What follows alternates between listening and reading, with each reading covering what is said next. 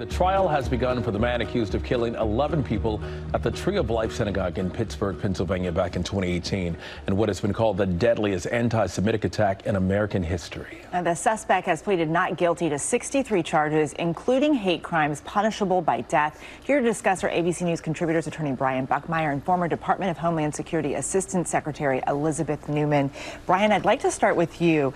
The defense team admitted in their opening argument that Bowers was the shooter, but they asked the jury to look at evidence and scrutinize his intent. What are they arguing here? Yeah, so this is very much Professor Clark, and I call her Professor Clark because Judy Clark is actually a professor at my old law school, and she takes on all of these cases, the Unabomber, the Boston bomber, and what she's attempting to do are two things. One, separate the intent from the charges, and also try to plant the seed that this isn't about race or religion, but this is an irrational belief that he has that there's some sort of conspiracy to white replacement, and if they can make the argument that this isn't about religion or race, but about something else, perhaps mental health, she's basically trying to save his life, not trying to go for guilt or innocence. And Elizabeth, if we can talk to you, prosecutors say the suspect carried out this attack due to his hatred for Jews. What do we know about the suspect?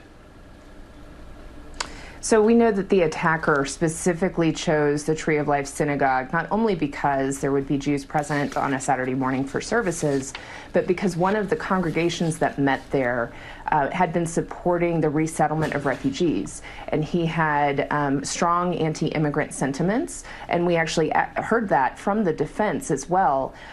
Part of the challenge that the defense is going to have is that pretty much all attackers these days have a very fluid ideology. They pick and choose their conspiracy theories, their tropes that they believe. I mean, there is no doubt that the attacker was definitely anti-Semitic, but the fact that he had other beliefs as well is kind of just the standard for mass attackers, and that is what we're seeing in any number of attacks since. It really is important that the prosecution explain why these anti-Semitic tropes and conspiracy theories led him to commit this attack. So hopefully we can raise awareness that the community, the American people, need to push back against these conspiracy theories where they crop up. Brian, the opinions about the death penalty in this case, they vary from the congregation, from the survivors, from the family members. What are they saying here? Yeah, so it's split, like you're saying. There's 11 victims here. I believe 9 of the 11 are asking for the death penalty. In the congregation, there are 3 different synagogues within it, and even they are split. I think the death penalty, for whether you're involved as a victim or even a juror, it's not theoretical. It's an actual thing. And when we talk about the death penalty, we can say, yes, this person deserves it, this person doesn't. But when you're the person that has to sign your name on that certificate saying, this is what I want, it becomes much more real.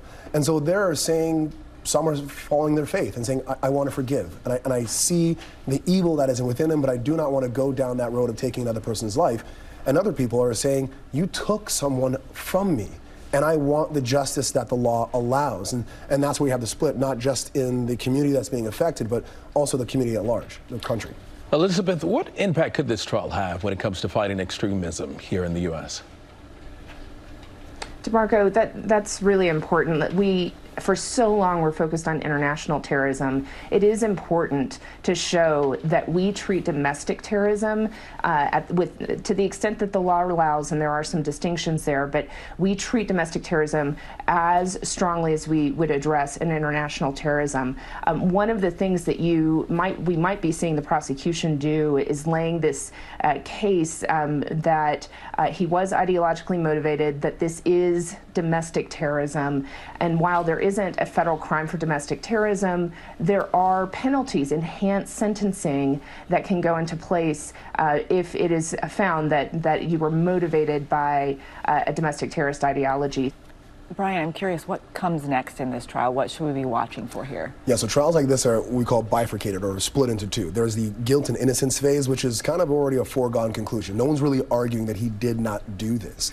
Maybe there's some nuance here or there as to what motivation it was, but the second part of the case is the sentencing phase. Think of the Parkland school shooter, where all we're asking as to whether or not is going to be given the death penalty or life in prison. So we'll see one part happen first, probably relatively quickly for the defense, but the prosecution laying all of the heinous and ugliness that came about this racist and pointed killing. And then the second part is asking whether or not the jury should save his life.